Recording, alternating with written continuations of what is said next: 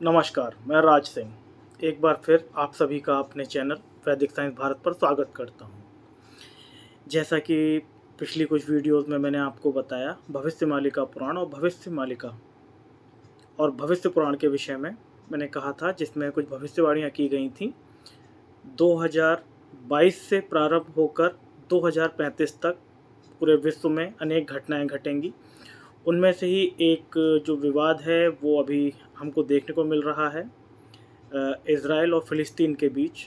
इससे पूर्व मैंने कुछ भूकंप के विषय में कहा था कि पूरे विश्व में जगह जगह पर भूकंप आएंगे, सुनामी आएंगी, जिसमें मेरी वीडियो जो लास्ट वीडियो जो आई है भविष्यमालिका को लेकर, उससे और अब तक लगभग 1.5 महीने में 42 से ज़्यादा भूकंप पूरे विश्व में आए हैं। जिसमें अभी हाल ही में सबसे बड़ा भूकंप तो अफ़गानिस्तान में आया है, जो इज़राइल और फ़िलिस्तीन युद्ध के चलते लोगों के बीच उसके विषय में ज़्यादा चर्चा नहीं हुई, जबकि उसमें 2,500 से ज़्यादा लोग मारे जा चुके हैं। आज हम लोग जो बात करने के लिए यहाँ पर उपस्थित हुए हैं, या जो विचार और बात मैं आपको बताने के लिए यहाँ पर उपस्थित हूँ, वो है इज़राइल और फ़िलिस्तीन के बीच विवाद क्या है।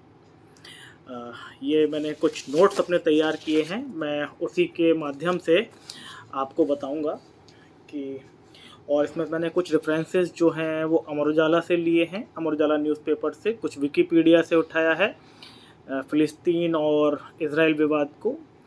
इसके अतिरिक्त कुछ जो इसके विचार हैं वो मैंने लिए हैं आपके हिंदुस्तान टाइम्स से। तो ये 3 जगह से मैंने इसको लिया है, और कुछ जो मेरी खुद की समझ के आती है उस विषय में मैं आपके आगे बताने जा रहा हूँ। इज़राइल और फ़िलिस्तीन विवाद आखिर कब और कैसे शुरू हुआ, इन दोनों देशों के बीच लड़ाई का जो सिलसिला है वो किस प्रकार प्रारंभ हुआ। इज़राइल और फ़िलिस्तीन के बीच विवाद फिर से गहरा चुका है। कहा जा रहा है कि हमास ने इज़राइल के ऊपर कुल 5,000 रॉकेटों से हमला किया। आयरन डोम करके उनकी एक सुरक्षा प्रणाली है इज़राइल की, जो कहा जाता है कि कोई भी बाहरी आक्रमण या मिसाइल के द्वारा उसके ऊपर किया जाए तो वो उसको हवा में ही मार करके ख़त्म कर देती है। लेकिन किसी भी सुरक्षा प्रणाली का एक दायरा होता है, उस दायरे तक वो कार्य करती है।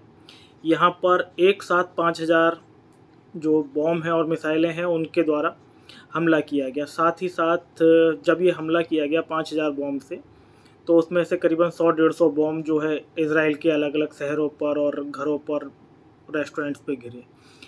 इसी के साथ हमास आतंकियों ने, जो फ़िलिस्तीन समर्थित हमास आतंकी हैं, उन्होंने पैराशूट और ग्लाइडर्स के ज़रिए इज़राइल में एंटर किया। इसी के साथ स्पीड बोट के साथ उन्होंने समुद्र के रास्ते से भी हमला किया। तो यहाँ पर जो इज़राइल के ऊपर जो हमला हुआ है वो 3 तरफ से किया गया, जल, थल और वायु, तीनों ही तरह से हमला किया गया, जिसमें इज़राइल के लगभग 750 से ज़्यादा नागरिक अब तक मारे जा चुके हैं, और लगभग 750 ही बंधक बनाए हुए हैं। मरने वालों में नेपाल के भी कुछ लोग हैं, कुछ फ्रांस के भी हैं, कुछ बंधक बनाए हुए फ्रांस के भी हैं। जिस एक बच्ची का वीडियो सोशल मीडिया पर वायरल हो रहा है वो जर्मन नागरिक है। इसी के साथ बहुत सारे अलग अलग देशों के जो लोग हैं जो इज़राइल में थे, वो लोग बंधक बनाए हुए हैं। कुल 750 लोग हैं। आइए हम लोग चर्चा करते हैं कि इन दोनों के बीच विवाद का मुख्य कारण क्या है। 5,000 रॉकेटों से हमला किया। इस घटना के बाद इज़राइल ने on record state of war alert घोषित कर दिया है।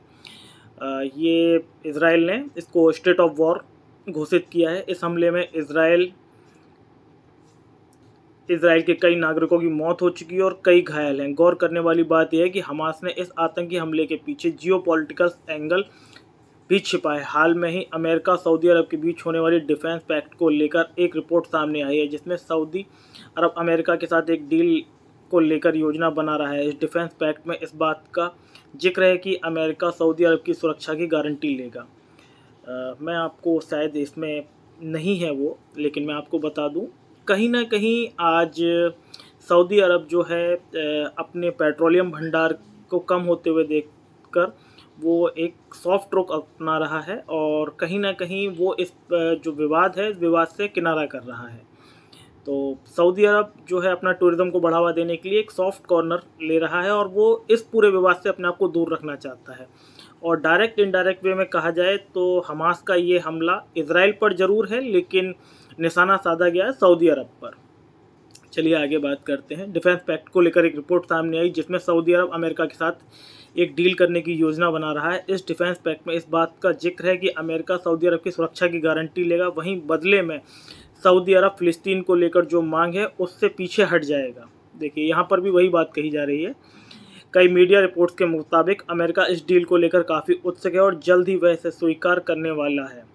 इस डील में होने वाले कुछ दिनों से पहले ही हमास ने इजराइल पर 5,000 रॉकेटों से हमला किया। इस हमले ने इजराइल को गाज़ा पट्टी में युद्ध की ओर धकेल दिया। यही नहीं, यह युद्ध अमेरिका और सऊदी अरब के बीच होने वाले डिफेंस पैक्ट पर भी दबाव बनाएगा। वैश्विक राजनीति में इस हमले के कई मायने सामने निकल आ रहे हैं।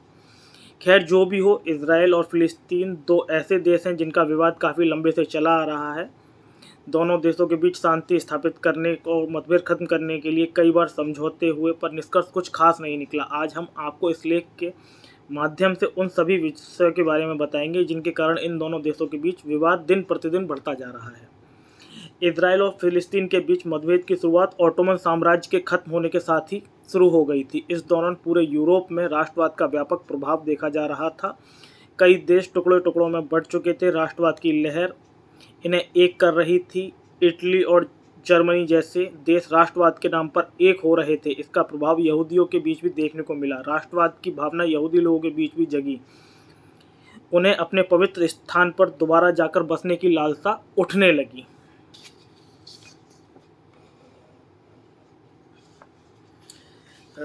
यहीं से जियोनिस्ट आंदोलन की शुरुआत हुई। 19वीं शताब्दी में यहूदियों की यह पवित्र भूमि फ़िलिस्तीन के नाम से जानी जाती थी। इस दौरान पूरे यूरोप में यहूदी बिखरे हुए थे। उनके साथ यूरोप में काफ़ी शोषण होता था। जियोनिस्ट आंदोलन के दौरान शुरुआत में छोटे स्तर पर यहूदियों का पलायन फ़िलिस्तीन की ओर हुआ। इसके बाद प्रथम विश्व युद्ध का दौर 1917 से वेलफेयर डिक्लेरेशन आया। कई लोगों का मानना है वेलफेयर डिक्लेरेशन ही वह प्रमुख वजह है जिसने इजराइल फ़िलिस्तीन के मतभेद को जन्म दिया। वेलफेयर डिक्लेरेशन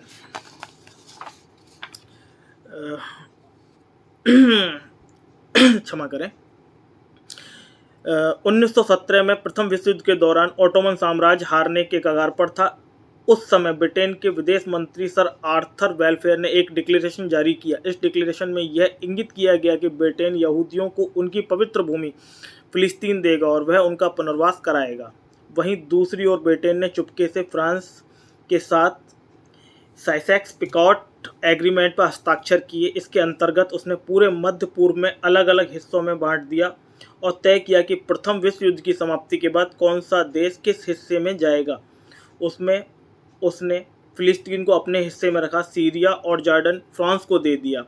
वहीं तुर्की का कुछ हिस्सा रूस के पास गया। एक तरफ ब्रिटेन ने सामूहिक तौर पर यह कहा कि फ़िलिस्तीन हम यहूदियों को देंगे। वहीं दूसरी ओर उसने गुपचुप तरीके से साइक्स-पिको एग्रीमेंट के तहत यह हिस्सा अपने पास रख लिया। प्रथम विश्व युद्ध यानी कि इस पूरा का पूरा जो कहा जाए, अप्रत्यक्ष रूप से कहा जाए तो इजराइल और फ़िलिस्तीन का जो विवाद है, इसके पीछे कहीं ना कहीं वही लोग हैं जो भारत और पाकिस्तान विवाद के पीछे हैं। इसका मुख्य कारण जो है वो ब्रिटेन ही निकल के आता है और संपूर्ण विश्व में जितने भी देशों पर ब्रिटेन का कब्जा रहा, लगभग 70-75% देशों में यही विवाद वो लोग करके गए हैं।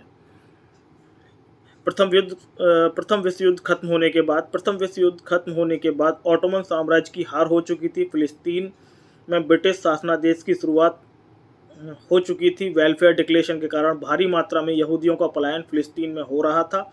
इस दौरान यहाँ पर यहूदियों की तादाद तेज़ी से बढ़ने लगी। फ़िलिस्तीन में जो यहूदी पलायन करके आ रहे थे, उन्होंने यहाँ ज़मीनें खरीदना शुरू कर दी। धीरे धीरे यहूदियों का फ़िलिस्तीन में विस्तार होने लगा। अब यहूदियों ने अरब फ़िलिस्तीनियों से ज़मीन खरीदने की दर पहले के मुकाबले और ज़्यादा बढ़ा दी। यहूदियों का फ़िलिस्तीन में व्यापक विस्तार होने लगा। तो कहा जा सकता है कि साफ तौर पे कहा जा सकता है कि फ़िलिस्तीन और इजराइल, ये कभी पूरा फ़िलिस्तीन ही था और जो इजरायली यहूदी जिस क्षेत्र में रहते हैं कई हद तक वो ज़मीन फ़िलिस्तीनियों से यहूदियों ने खरीदी है। फ़िलिस्तीन ने अपना प्रभुत्व मजबूत करने के बाद उन्होंने अरब फ़िलिस्तीनियों को भगाना शुरू कर दिया। जब यहूदियों ने इज़राइल की ज़्यादातर ज़मीनें खरीद लीं और फिर जब उस पे उनका अधिकार ज़्यादा हो गया, क्योंकि बौद्धिक स्तर पर और टेक्निकल स्तर पर यदि कहा जाए तो यहूदी काफ़ी उन्नत थे फ़िलिस्तीनियों के देखते। तो जब वो लोगों की तादाद वहाँ बढ़ने लगी तो उन्होंने एक छत्र राज करने के लिए धीमे धीमे वहाँ से फ़िलिस्तीन के जो मूल निवासी थे उनको भगाना चालू कर दिया।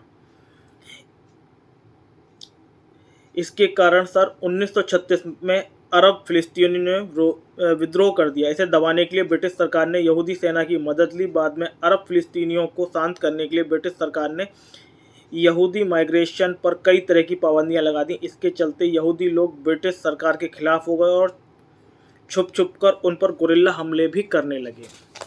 तो ऐसा नहीं है कि सिर्फ इज़राइल जो है वही त्रस्त था, फ़िलिस्तीनी भी त्रस्त। तो फ़िलिस्तीनियों ने भी ब्रिटेन के साथ काफ़ी जंग की और इज़राइलियों ने भी, यहूदियों ने भी।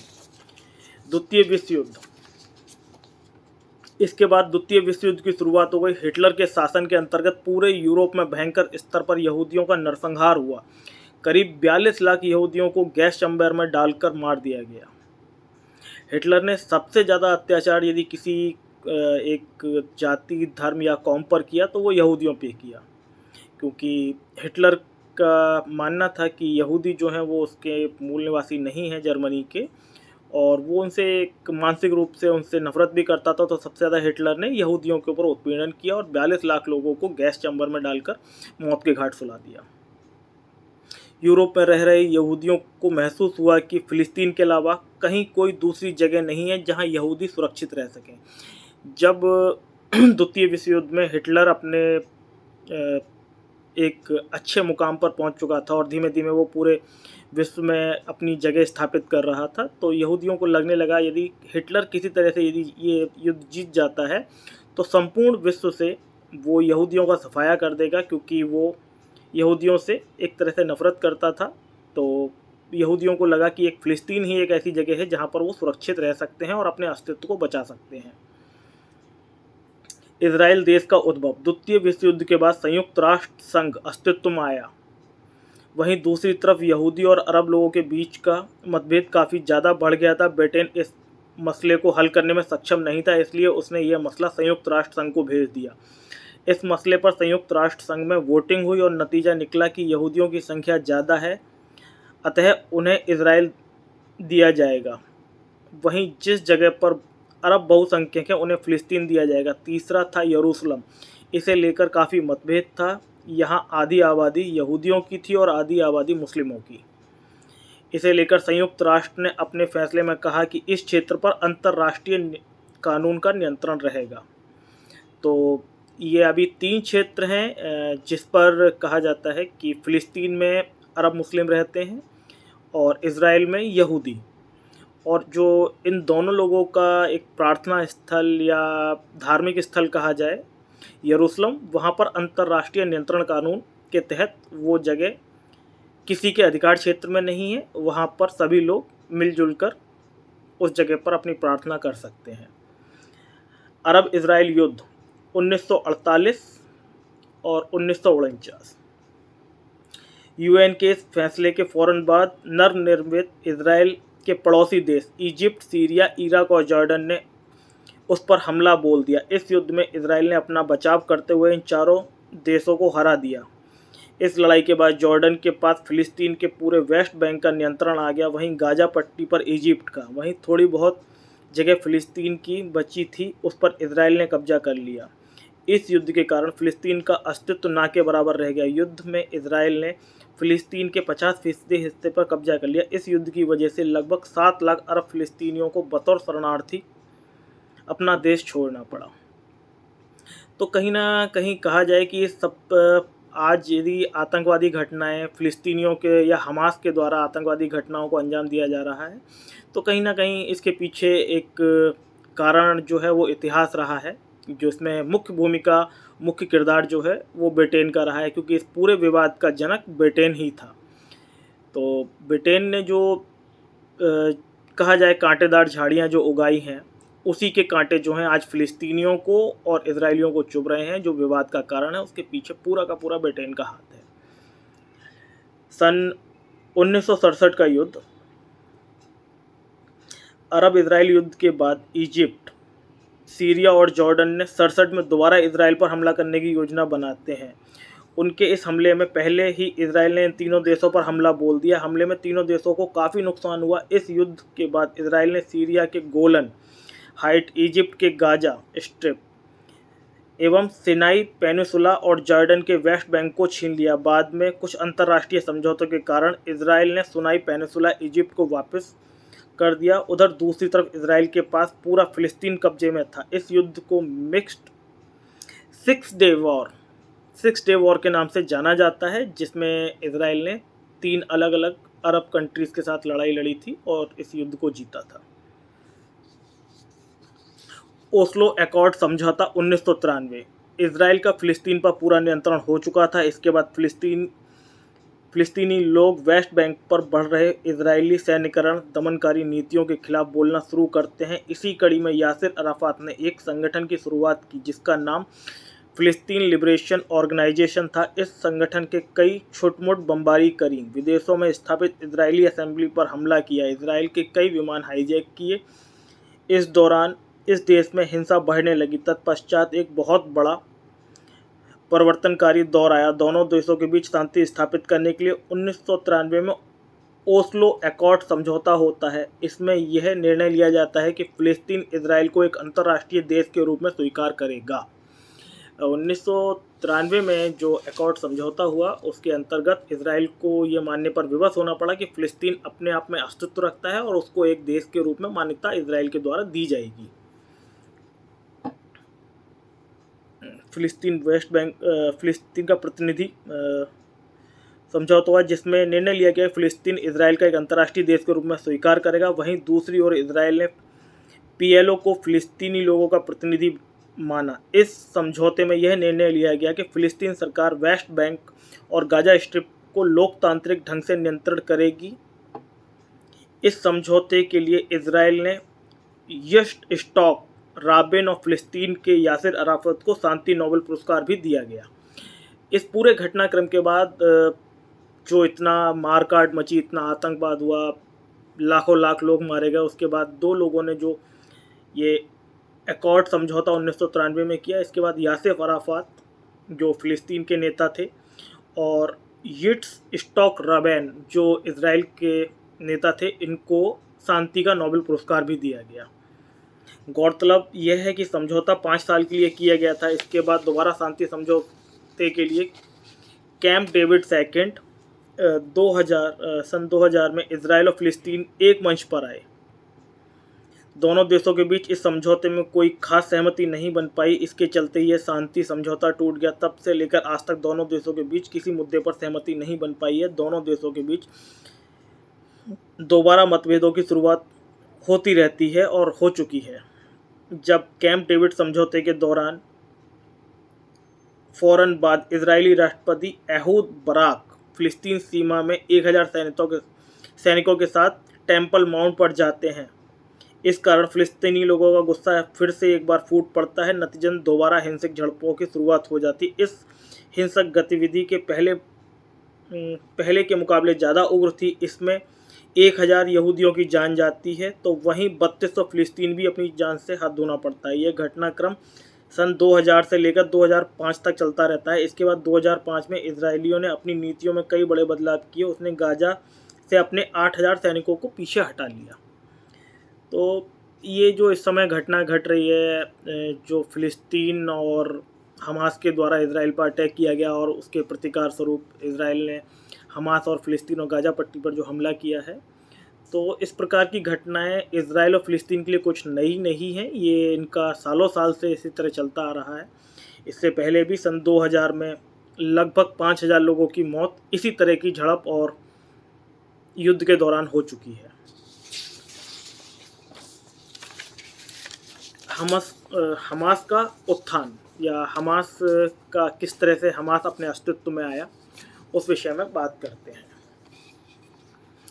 फिलिस्तीन में हमास वर्तमान परिप्रेक्ष्य में इसे आतंकी संगठन की संज्ञा दी जाती है। हमास को संयुक्त राष्ट्र संघ ने इसको जो है वो आतंकवादी संगठन की संज्ञा दी हुई है। इसमें मेरा या किसी का कोई व्यक्तिगत विचार नहीं है। हमास जो है एक आतंकी संगठन है और ये संयुक्त राष्ट्र संघ ने इसको एक आतंकी संगठन घोषित किया हुआ है। कहने को तो ये एक राजनीतिक पार्टी है जिसका उद्भव गाजा में हुआ था। वहीं दूसरी ओर पीएलओ से जुड़ी पार्टी फतह हमास को सरकार में लेने से मना कर देती है। इसके बाद सन 2007 में हमास का पूरी तरह गाजा पर नियंत्रण हो जाता है। इस कारण फतह को वहाँ से जाना पड़ता है। हमास से पहले जो फ़िलिस्तीन है, फ़िलिस्तीन में जो है फतह नाम से एक पॉलिटिकल पार्टी थी, वो अस्तित्व में थी। लेकिन हमास के अस्तित्व में आने के बाद कहा जा सकता है कि हमास अफ़गानिस्तान में जिस तरह से तालिबान है, उसी तरह से फ़िलिस्तीन में हमास है। फतह को जाना पड़ता है। हमास के उत्थान से फ़िलिस्तीन की राजनीति में दोहरीकरण आता है। पहले केवल एक ही पार्टी पीएलओ फ़िलिस्तीन में थी, जिसका नियंत्रण पूरी तरह से फ़िलिस्तीन पर था। फ़िलिस्तीन के इन दोनों पार्टियों की विचारधारा एक दूसरे से पूरी तरह भिन्न है। इस कारण दोनों देशों के बीच मतभेद और भी ज़्यादा बढ़ गया, क्योंकि जो शांति समझौते हुए थे वो कहीं ना कहीं इजराइल के जो शांति समझौते थे वो फतह जो थी पार्टी उसके साथ हुए थे। और फतह और हमास आपस में दोनों में कहा जाए तो दोनों में ये फ़िलिस्तीन की दोनों आपस में पार्टियां हैं, फतह और हमास, इन दोनों में मतभेद हैं। तो यही मतभेद का कारण जो है वो इजराइल के साथ भी बन गया। हमास गाजा पट्टी में राइट विंगर विचारधारात्मक पार्टी है। हमास गाजा पट्टी में राइट विंगर विचारधारात्मक पार्टी है। उग्र राष्ट्रवाद के नशे में हमास गाजा पट्टी से इजराइल पर खतरनाक रॉकेटों से हमला करता रहता है। इस हमले में अब तक इजराइल के कई नागरिकों की जान चली गई है। इस कारण इजराइल ने गाजा को पूरी तरह से लॉक कर रखा है। इजराइल का कहना है कि ईरान जैसा देश गाजा में इजिप्ट के रास्ते हथियारों की सप्लाई करता है ताकि हमारे देश की अखंडता को तोड़ा जा सके। इजराइल द्वारा गाजा पट्टी ब्लॉकेड को किए जाने वाले गाजा के हालात दिनों दिन खराब होते जा रहे हैं। बेरोजगारी की दर रिकॉर्ड स्तर पर पहुंच चुकी है। बिजली पानी की समस्या काफ़ी ज़्यादा है। यही स्थिति आज भी है। हाल में अमेरिका ने इजराइल और फ़िलिस्तीन के विवाद को सुलझाने के लिए पीस प्लान लेकर आया था, लेकिन फ़िलिस्तीन ने इसको अस्वीकार कर दिया। वहीं अब दोबारा इजराइल और फ़िलिस्तीन के बीच हिंसक झड़पें हो रही हैं। क्या है अल अक्सा मस्जिद का विवाद? इस सब के बीच ये तो जो था मुख्य हमास और इजराइल फ़िलिस्तीन का विवाद। इसके अतिरिक्त एक इन सभी के जो फ़िलिस्तीन और इजराइल के बीच एक अल अक्सा मस्जिद का विवाद भी है, उसको भी चर्चा करना आवश्यक है, क्योंकि इस विवाद में कहीं ना कहीं एक धार्मिक स्थल को भी क्षति पहुंच सकती है। हमास ने इस ताज़ा संघर्ष के लिए इजराइल और फ़िलिस्तीनियों के बीच लंबे समय से चल रहे तनाव को जिम्मेदार ठहराया है। इसमें संवेदनशील अल अक्सा मस्जिद परिसर के आसपास भी विवाद भी शामिल है। जैसा कि मैंने आपको पहले ही बताया कि अल अक्सा मस्जिद जो है अपने आप में बहुत ही संवेदनशील क्षेत्र है, तो उसको भी ये विवाद का कारण बनाया जा सकता है। इजराइल और फ़िलिस्तीन के बीच युद्ध जारी है। गाजा पट्टी से इजराइल पर हज़ारों रॉकेट दागे जाने के बाद राष्ट्रपति बेंजामिन नेतन्याहू ने हमास को मिट्टी में मिला देने की धमकी दी है। दोनों देशों के बीच जारी युद्ध के बीच ये जानने की आवश्यकता है कि आखिर ऐसी नौबत क्यों आई। बता दें कि अल अक्सा मस्जिद को लेकर आज इजराइल से लेकर गाजा पट्टी में खून बह रहे हैं। इस परिसर को लेकर काफ़ी लंबे समय से दोनों देशों के बीच विवाद होता आ रहा है। सन 2021 में 11 दिनों तक खूनी संघर्ष हुआ था, जिसमें कई जानें गई थी। हमास के अधिकारियों ने इस ताज़ा संघर्ष के लिए इजराइल और फ़िलिस्तीन के बीच लंबे समय से चले आ रहे तनाव को जिम्मेदार ठहराया है। इसमें संवेदनशील अल अक्सा मस्जिद परिसर के आसपास विवाद भी शामिल है। इस मस्जिद परिसर में मुसलमानों और यहूदी दोनों के लिए पवित्र माना जाता है। इजराइल फ़िलिस्तीन के ताज़ा संघर्ष में भी यह भावनात्मक केंद्र बना हुआ है। यहूदियों द्वारा टेम्पल माउंट के नाम से जाने जाने वाली इस जगह पर पहले भी हिंसा हो चुकी है। 2021 में इजराइल और हमास के बीच 11 दिनों तक खूनी संघर्ष हुआ। अल अक्सा मस्जिद जो है, प्रांगण जो है, वहाँ पर सही तौर पे कहा जाए तो वहाँ छोटी छोटी 5 मस्जिदें हैं उस परिसर में, और उस परिसर को यहूदियों के द्वारा टेम्पल माउंट कहा जाता है। वहीं जो मुस्लिम हैं, मुस्लिम कम्युनिटी इसको अल अक्सा मस्जिद कहती है, और उनके द्वारा उनके पैगंबर मोहम्मद साहब का जो स्वर्ग से जो संपर्क, अंतिम संपर्क जो हुआ जन्नत के लिए, वो वहीं से हुआ था। तो ये दोनों ही लोगों के लिए धार्मिक रूप से बहुत ही ज़रूरी स्थान है, और जो विवाद का कारण भी है दोनों के। हाल में कुछ वर्षों में इजराइल की धार्मिक राष्ट्रवादियों ने यहाँ की यात्रा की संख्या बढ़ा दी है। देश के राष्ट्रीय सुरक्षा मंत्री बेन गविर ने हाल में यहाँ मौके पर यात्रा की। पिछले हफ्ते सुकोट यह एक फसल का उत्सव है, जैसे हमारे यहाँ ओणम और पोंगल मनाया जाता है, उसी तरह से वहाँ पर सुक्कोट यहूदी फसल उत्सव के दौरान सैकड़ों अति रूढ़िवादी यहूदी और इजरायली कार्यकर्ताओं ने यहाँ का दौरा किया, अल अक्सा मस्जिद का। हमास ने इसकी कड़ी निंदा की। उन्होंने आरोप लगाया कि यहूदी यथास्थिति समझौते का उल्लंघन कर यहाँ प्रार्थना कर रहे हैं। हमास के बयानों में उन ज़मीनों पर यहूदी बस्तियों का विस्तार का भी हवाला दिया गया जिन पर फ़िलिस्तीनी अपना दावा करते आए हैं। इजरायली जेलों में फ़िलिस्तीनी कैदियों पर प्रतिबंध सख्त करने के बेन गविर के प्रयासों का भी हवाला दिया गया। हाल में गाजा सीमा पर हिंसक फ़िलिस्तीनी विरोधियों के तनाव बढ़ गया है। कतर, मिस्र और संयुक्त राष्ट्र के साथ बातचीत में हमास ने इजरायली रियायतों पर जोर दिया और इनक्लेव पर 17 साल की नाकाबंदी को ढीला कर सकता है और बिगड़ते वित्तीय संकट को रोकने के लिए मदद भी कर सकता है। कुछ राजनीतिक विश्लेषकों ने हमास के हमले को इजरायल और सऊदी अरब के बीच संबंधों को सामान्य बनाने पर वर्तमान अमेरिकी मध्यस्थता वार्ता से भी जोड़ा है। हमास के एक वरिष्ठ अधिकारी बासेम नईम ने न्यूज़ एजेंसी एपी को बताया कि हमने हमेशा कहा है कि सामान्यीकरण से सुरक्षा, स्थिरता, शांति हासिल नहीं हो सकती। ये जो मैंने आखिरी जो आपको बताया है, ये एपी न्यूज़ का आर्टिकल है। इसके अलावा यहूदी कम्युनिटी के विषय में कुछ बात करना चाहूँगा कि यहूदी कम्युनिटी क्या है, वह यहूदी कम्युनिटी कहाँ से आई, और इसके विषय में जो है एक आर्टिकल वैदिक विश्व और राष्ट्र का इतिहास, एक पुस्तक है, उससे मैं रेफरेंस ले रहा हूँ कि ये यहूदी कम्युनिटी आखिर क्या है और इसका भारत से क्या संबंध है। यहूदी धर्म का वैदिक इतिहास। यहूदी भी हमारे भाई हैं, ऐसा इस पुस्तक में जो वर्णित है, मैं उस चीज़ को आप लोगों को बता रहा हूँ। विश्व में केवल 2 समुदाय ऐसे हैं जो पुनर्जन्म को मानते हैं। एक तो हमारे यदुवंशी यहूदी भाई और दूसरे हिंदू। तो इस पुस्तक के द्वारा यहूदियों को यदुवंशी बताया गया है। यहूदी पंथ को जुडिज्म कहा जाता है। जो यदुइज्म का ही अपभ्रंश है। सौराष्ट्र, यह यदु लोगों का प्रदेश था। श्री कृष्ण की द्वारका उसी प्रदेश में है जहाँ के शासक जाडेजा कहलाते हैं। जडेजा, यह सब यदु प्लस जा शब्द का वैसे ही अपभ्रंश है जैसे जुडिज्म है। जडेजा और जुडिज्म दोनों का अर्थ यदु उर्फ जदु कुलवंशी है। उसी पंथ का दूसरा नाम जियोनिज्म भी है। उसका उच्चारण जियोनिज्म और देवनिज्म का अपभ्रंश है। भगवान कृष्ण देव थे, अतः यदुपंथ देवपंथ कहलाने लगा। दा या धा, दा अथवा धा का अन्य देशों में जा का उच्चारण होने के कारण ये भ्रांतियां उत्पन्न हुई हैं।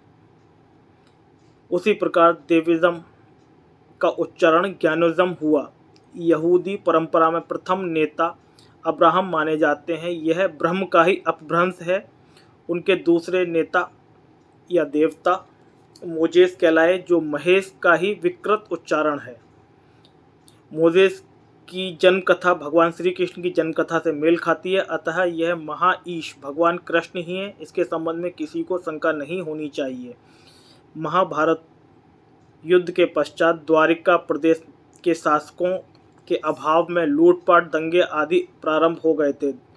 धरती कंप आदि से सागर तटवर्ती प्रदेश जलमग्न होने लगे, अतः यादव लोग टोलियां बनाकर अन्यत्र जा बसने के लिए निकल पड़े। कुल 22 टोलियों में वे निकले थे। उनमें से 10 टोलियां उत्तर की ओर कश्मीर की दिशा में चल पड़ी और कश्मीर, रूस आदि प्रदेशों में जा बसीं। 12 अन्य टोलियां Iraq, Syria, Palestine, Jerusalem, Egypt, Greece आदि देशों में जा बसीं।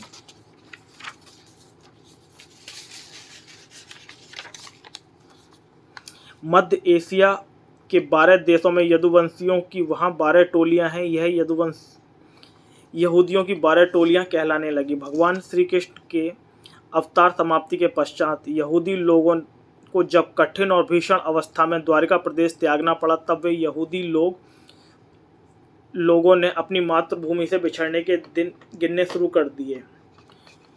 उसी को यहूदियों का पासोवर गग कहा जाता है। इसका अर्थ है मातृभूमि त्यागने के समय से आरंभ की गई कालगणना।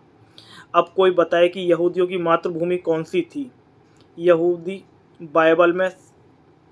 बाइबल में कृष्ण का बाल नाम स्पष्ट रूप से उल्लेखित है। हिब्रू भाषा में हिब्रुते इति हिब्रू, यहूदियों की भाषा में हिब्रू है। यहूदियों के आंग्ल शब्दकोश को इंसाइक्लोपीडिया जुडिका कहा जाता है। इसमें हिब्रू शब्द का विवरण देते हुए उस शब्द का पहला अक्षर जो हा है वह परमात्मा के नाम से संक्षिप्त रूप में है। अब देखिए, ऊपर वाले विवरण में 2 न्यून हैं। जो मैंने अभी आपको बताया वहाँ पर 2 विवरण हैं जो प्रत्यक्ष रूप से उल्लेखित हैं। एक न्यून तो यह है कि हा से निर्देशित होने वाले यहूदियों को भगवान का पूरा नाम क्या है, यह उन्होंने स्पष्ट नहीं किया और ना ही करेंगे, और करें भी कैसे जब ज्ञान कोशागार का ज्ञान ही उनका अधूरा है। हम वैदिक संस्कृति के आधार पर उस कमी को दूर करते हैं। हरि, यह कृष्ण का ही नाम है, उसी का हा अधाक्षर है। अब दूसरा न्यून यह है कि यहूदी ज्ञानकोश वाले हिब्रू शब्द में ब्रू शब्द अक्षर क्यों लगाते हैं, यह कहा नहीं जा सकता। उस महत्वपूर्ण बात का ज्ञान ना होने के कारण वह उसे टाल देते हैं। ब्रू अक्षर का तो बड़ा महत्व है। ब्रूते अर्थात बोलना इस संस्कृत का शब्द अधाक्षर है, अतः हिब्रू का अर्थ हरि यानी कृष्ण बोला जाता है उसी भाषा में। ठीक इसी व्याकरण अनुसार संस्कृत में हिब्रू से बड़ी समानता है। यहूदी लोगों का धर्म चिन्ह यहूदी लोगों के मंदिर में साइनागोग कहलाता है। उसका वर्तमान उच्चारण सिनेगोग मूलतः संगम शब्द से लिया गया है। संगम शब्द का अर्थ है सारे मिलकर प्रार्थना करना। संकीर्तन, संत समागम आदि शब्दों का जो अर्थ है वही सिनेगोग उर्फ संगम शब्द का भी अर्थ है। यहूदी मंदिरों में षटकोण चिन्ह खींचा जाता है। यह वैदिक संस्कृति का शक्ति चक्र है। देवी भक्त उस देवी चिन्ह को प्रतीक मानकर पूजते हैं। यह एक तांत्रिक चिन्ह है। घर में प्रवेश द्वार पर अगले आंगन में हिंदू महिलाएं रंगोली से यह चिन्ह खींचती हैं। दिल्ली में हुमायूं की कब्र कही जाने वाली विशाल इमारत वह देवी भवानी का मंदिर है। उसके ऊपर वाले भाग में चारों तरफ 20 शक्ति चक्र संगमरमर प्रस्तुत पट्टिका जड़ दिए गए हैं। यहूदी लोगों में डेविड नाम होता है जो देवी दा का ही अपभ्रंश है, यानी देवी का दिया हुआ पुत्र। इस अर्थ में डेविड उर्फ डेविड कहलाया। डेविदू यानी कि देवी का दिया हुआ पुत्र डेविड कहलाया। अरबों में उसी का अपभ्रंश जो है वो होकर दाऊद हो गया। अतः हिब्रू और अरबी दोनों संस्कृतोद्भव भाषाएं हैं। भारत में यादव का उच्चारण जादव और जाडेजा जैसा शब्द बना, वैसे ही यदु लोग यहूदी, ज्यूडेस्टाइस, ज्यू और जायोनिट्स कहलाए हैं। निर्देशित देश ज्यू लोग द्वारा द्वारिका से निकल पड़े तो उन्हें साक्षात्कार हुआ, जिसमें कहा गया कि कैनन प्रदेश तुम्हारा होगा। कानान यह कृष्ण कन्हैया जैसा ही कृष्ण प्रदेश का घोतक है। यहूदी लोगों को भविष्यवाणियों के अनुसार भटकते भटकते सन 1946 में उनको अपनी मातृभूमि प्राप्त हुई। इसका नाम उन्होंने इज़राइल रखा। क्षमा करें, पैर सो गया है तो बैठ के आप लोगों से वार्ता कर रहा हूँ तो सीधा करना आवश्यकता बन गई थी।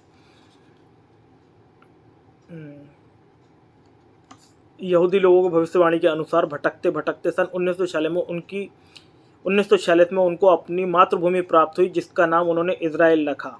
जो ESR ईश्वर और EAEL आलय, इस प्रकार ईश्वरालय का ही संस्कृत शब्द का ही अपभ्रंश है।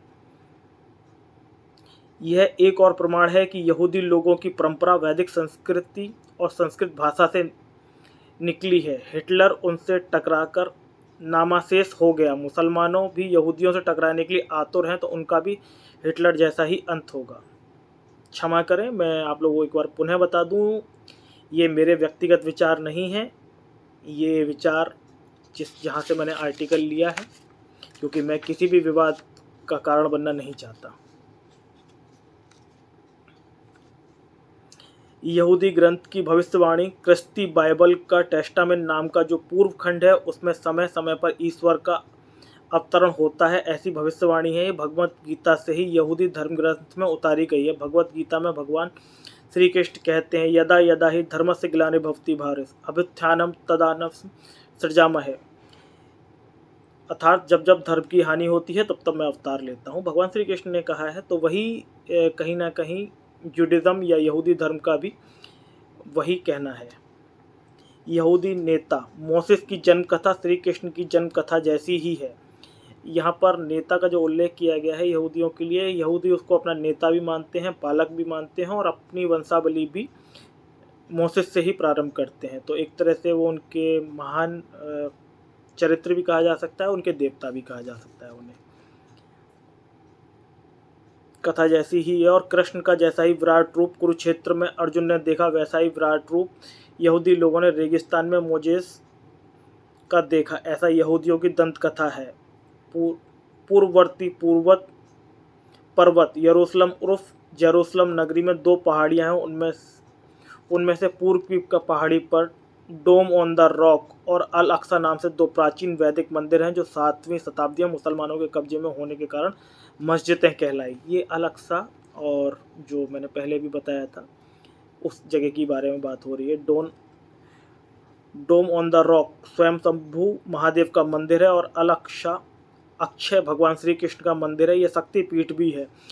पूर्ववर्ती पहाड़ी पर भी ये मंदिर बनाए जाना उनकी वैदिक विशेषता का घोतक है। जिस प्रकार भारत में दो कुटुंबों में बुजुर्गों का विवाह प्रस्ताव सम्मत होने पर युवक युवतियों का विवाह होता है, वैसी ही प्रथा यहूदियों में भी है। वे भी भारतीयों की तरह प्रेम विवाह का अच्छा नहीं समझते। वैदिक विवाहों के लिए मंडप बनाए जाते हैं, यहूदियों में भी यह प्रथा है।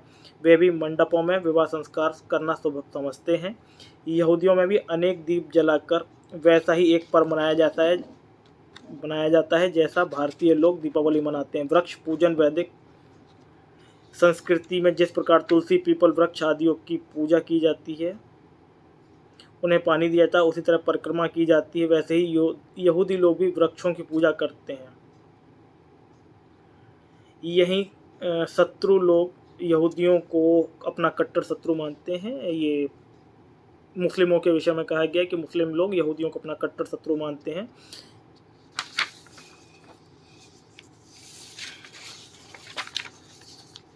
यहूदियों का वेदों में उल्लेख मार्को पोलो के प्रवास वर्णन में ग्रंथ पृष्ठ संख्या 346 में टिप्पणी की गई है।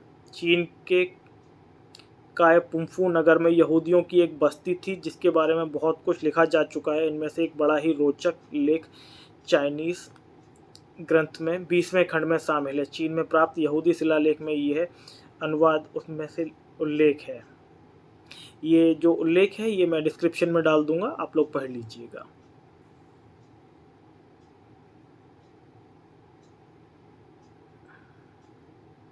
साभार जो है ये वैदिक विश्व राष्ट्र इतिहास पुस्तक से लिया गया है। अगले किसी हम लोग फिर किसी चर्चा में शामिल होंगे। तब तक के लिए जय श्री राम। हर हर महादेव।